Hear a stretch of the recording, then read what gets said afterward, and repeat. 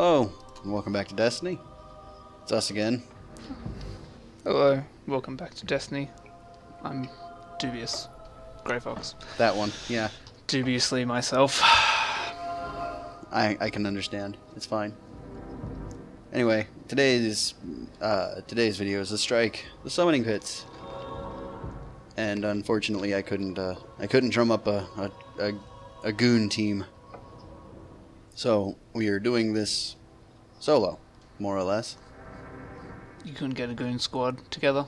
Could not get a goon squad, but that's fine. I do have footage with a goon who was level 40 and some odd light level above 300. But anyway, I did say solo, and I kind of do mean solo because for more or less the first half of the video, I am alone, despite the fact that strikes are 3-man instances. So aren't we all inevitably alone? It's true. It's very true.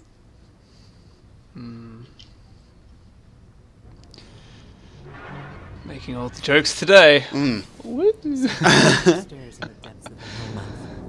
Anyway, I'm having deja vu so far. I can't really put my finger on it, but I feel like we've done this before. Alright, so story time for those viewers on Uncut video mode. We tried to do this live. I wanted to do something because we couldn't drum up a goon team, like I said. I wanted to do something special, so Grey Fox and I were, damn it, you got me doing it now. We were trying to do it live, except I managed to completely fuck up the audio balancing, and so the footage was unusable. So this is me just recording as I usually do. But yeah, when we tried doing it live, I was trying to find a fresh strike instead of something that was like halfway through, and it took me finishing out one group's strike to actually get a new one ready, because there was only one group doing it at the time of recording. And even then, you still didn't really... Like, you had to do most of it by yourself, right? Yeah, exactly as I'm doing now, in fact. And then the magnificence that was Jorge. Jorge holds a special place in Fox and mine hearts. Yeah. There may or may not be Jorge-related material at the end of the video. Jorge, I poured one out for you, my homie. So yeah, we're going back through this again. You might recognize it. We've been here quite a few times already now. Yes, this is my second part of Deja Vu. It'll happen. I feel like I've seen this place before. Yeah, for all that talk about Hive architecture being the same, well, for the moon, we are actually just going to the same place over and over again. But I mean, the moon's not that small. Come on, Bungie. Well, I mean, Earth isn't confined to Russia either, but here we are.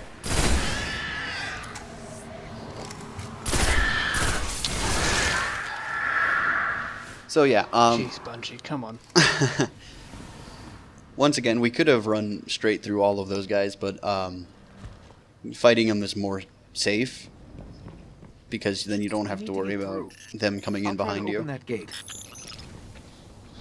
So, our first encounter of the actual strike is this. There's the big old chain. You notice it's not moving anymore. Spoopy. Oh, so it isn't. So yeah, first encounter is a wave defense. There are 3 waves corresponding with three locks on the door. I swear I just saw it move. It may have. I wasn't paying that much attention, and I didn't pause to look in the video.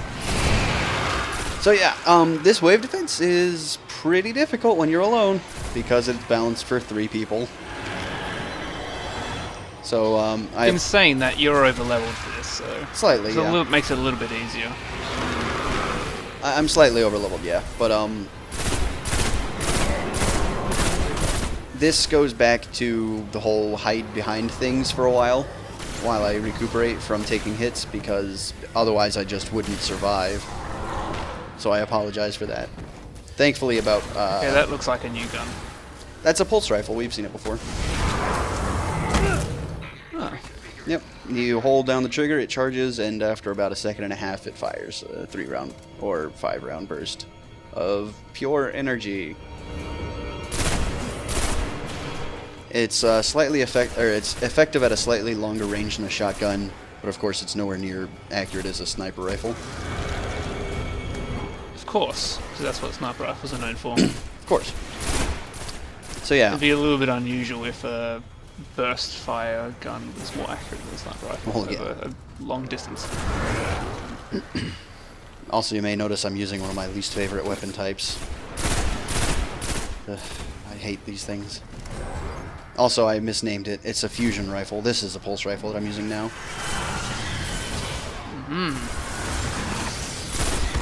I was right all along. It is something different. Well, yeah, but we've seen it before, regardless. So yeah, I'll be playing safe until my teammates eventually decide that they want to queue up for this strike. So I apologize for that. That's alright, it's going fairly smoothly. Yeah, it's not too bad. I have played this game entirely too much. I'm starting to sense a pattern. Shouldn't be long. You're telling me, Python. Hey, I grinded up all of the year 1 stuff. Except for, like, the expansions. I remember doing the first raid, and it was pretty freaking awesome. Unfortunately, I haven't had the opportunity to do any of the new raids that have come out since the first one, but, you know. Also, be aware of your surroundings. Don't be exploded by thralls.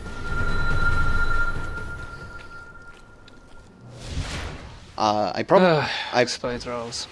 I probably should have edited it out, but this is the true strike experience. I mean, not being alone, of course, but people dying to stupid things when they're not paying attention like I just did. You know, I'm getting some more deja vu. I feel like we've done this before. Have we? Man. So, yeah. This is the successful one, at least, and my teammates do show up about halfway through it. In fact, they just did. Not even halfway. Oh, hey, this one's actually a 3-person group. Yeah. Unfortunately, Jorge is not part of it, so we've lost already. I mean, Jorge, in my head, is the true run. Yeah. Because he 2-manned that shit. So you see that notice where I'm the last guardian standing. It's because my other teammates haven't entered the darkness zone yet. So until they do, if I die, it will still reset the encounter. But the thing about it is, it'll also teleport my teammates to me. Right. Makes sense. Yeah. So I'm not alone anymore. So that's great. Just got some over-leveled dudes. Yeah. I mean, as you said, it doesn't really matter, does it? No, not really. It does scale down the damage in strikes and activities. So you'll usually end up taking about the same amount of damage and dealing the same amount of damage as if you were on level with them. Generally, at least. That being said, if you are a high level with exotic weaponry, which are equivalent to like legendaries, then you're still going to just outclass everything in here. That sounds like fun. It is fun. Unfortunately, all the exotics, once again, like legendary things, they are all incredibly grindy and hard to get. In fact, I remember my first exotic that I actually grinded up for was, I believe, the Thorn, and that one, oh god, that quest was awful. I have no idea what that means, but okay. We'll go into it at a later time when it becomes more pertinent. I'm starting to sense a pattern.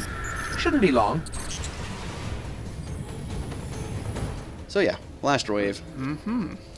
This one has a mini-boss wizard. We all know my feelings on wizards. You don't like whimsy and magic, we know, Python. I told you I like warlocks, but wizards can go fuck themselves. But warlocks are the dark arts. Well, you know, maybe I'd just like to see the world burn. Maybe. Don't we all? So, one good way to chump out the mini-boss is to just throw a super at it. Also, Shame your teammates are downed. well, like I said, I was playing extraordinarily safe. Normally I'd be one of the ones down on the ground, because this fight sucks if you're not playing safe.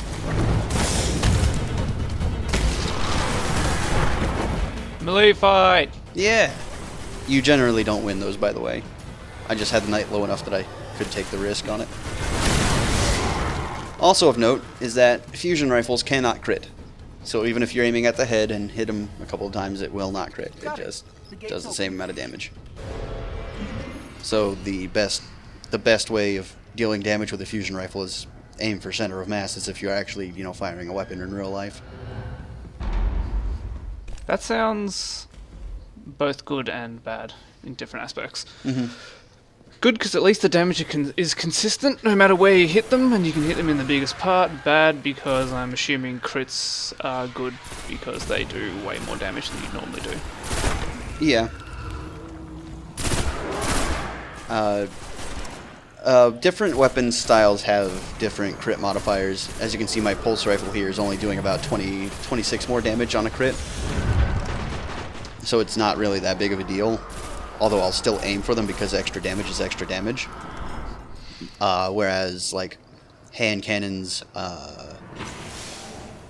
the term is the scout rifles. Hand cannons and scout rifles have a huge crit multiplier, so accuracy is really important to those, obviously. So, Yeah, it's pretty standard in, like, I guess, loot style FPSs, like Borderlands in this, where sniper rifles do way more damage to the head than any other weapon. Looter shooters.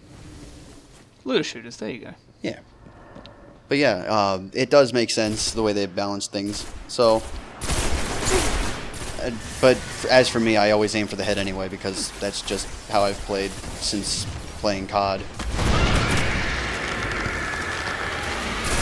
Since playing the game that must not be spoken of. Wasn't there something about a ghost? What? So my team That seems to just be the spirit of a memory, Python. must be. So my teammates get lost here. I'm actually fighting these things alone right now. As you can see on the minimap or the rangefinder, my teammates are the green arrows behind me. They went in the completely opposite direction. I did not realize that until I died. They went the wrong way by the looks of it. Oh yeah, they did. I mean, if this They're was trying to kill your ghost.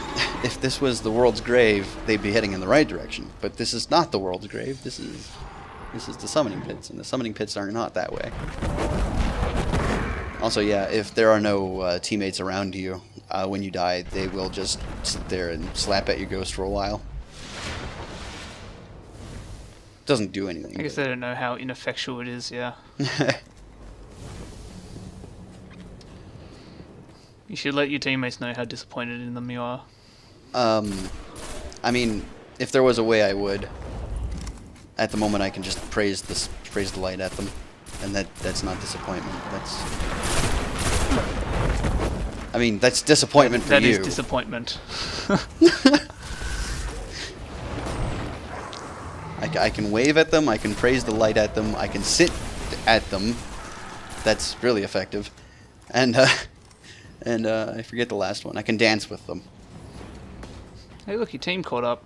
Well, the one person who managed to stay, the other guy just kind of left.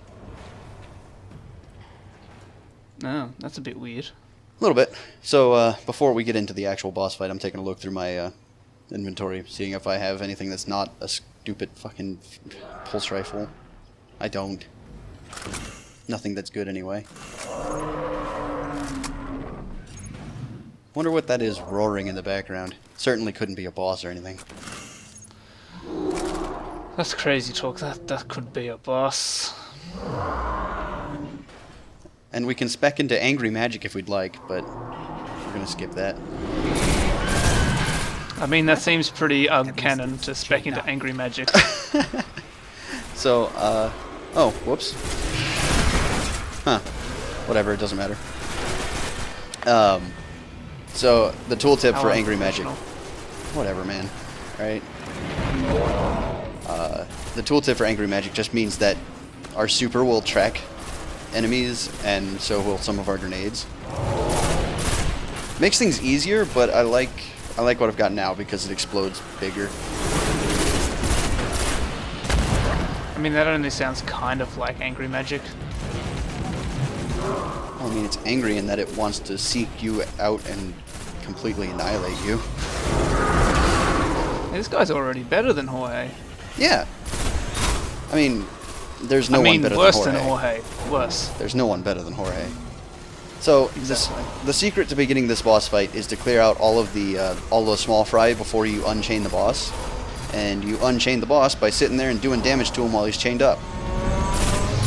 A lot of new players and a lot of very impatient people will choose to shoot at the boss first, at all costs, and it usually makes for a very, let's just say, interesting fight. Unless you're Jorge, where you're just badass enough to take the boss yourself. It's true. It's very true. But as with all bosses, this guy will summon in more and more small fry to deal with throughout the fight. So if you've still got the original bunch, then you could potentially be in a lot of trouble. So here's a question for you. Why'd they have him all chained up? And why are they now defending him? I don't know. Maybe they were powering him up and they wanted to make sure he didn't go anywhere. I don't know. I don't actually know. Hey, look, someone else joined. Yep. Maybe, just maybe, he is so powerful and unstable that he would kill them as soon as he would kill anything else, so they wanted to wait until the opportune moment to set him free and wreak havoc. Oh, so how can he see you? He doesn't have eyes. Space magic. Oh, okay. And continuing the long-standing tradition of your allies dying and you being the only one alive? Yeah, so I mentioned a few videos back that ogres are incredibly accurate with their eye lasers if you're standing anywhere close to still, and they track decently well even if you are moving. So yeah, Telthor? No, that's not his name. Whatever the boss's name is, he can kill you very, very quickly. And basically you just want to keep moving or stay behind cover, whichever one you like better. Fogoth is his name. But yeah, I know enough. I think right now he's telling you to fog off. He is definitely telling us to fog off. So but yeah, this guy is a pain in the ass, and I've done this strike enough to know that I should not be out in the open. Some people just haven't seemed to realize that.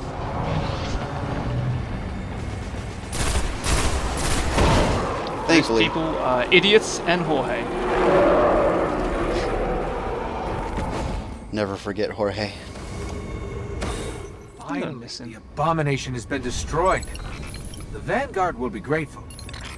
Finally, the video is recorded. Creature of the dark has been Yay! slain, and our world spared another atrocity.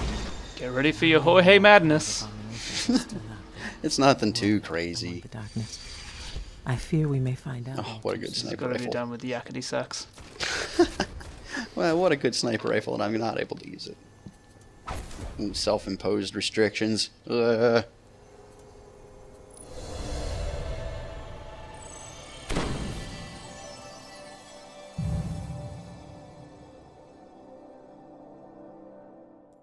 yeah, that's Ole!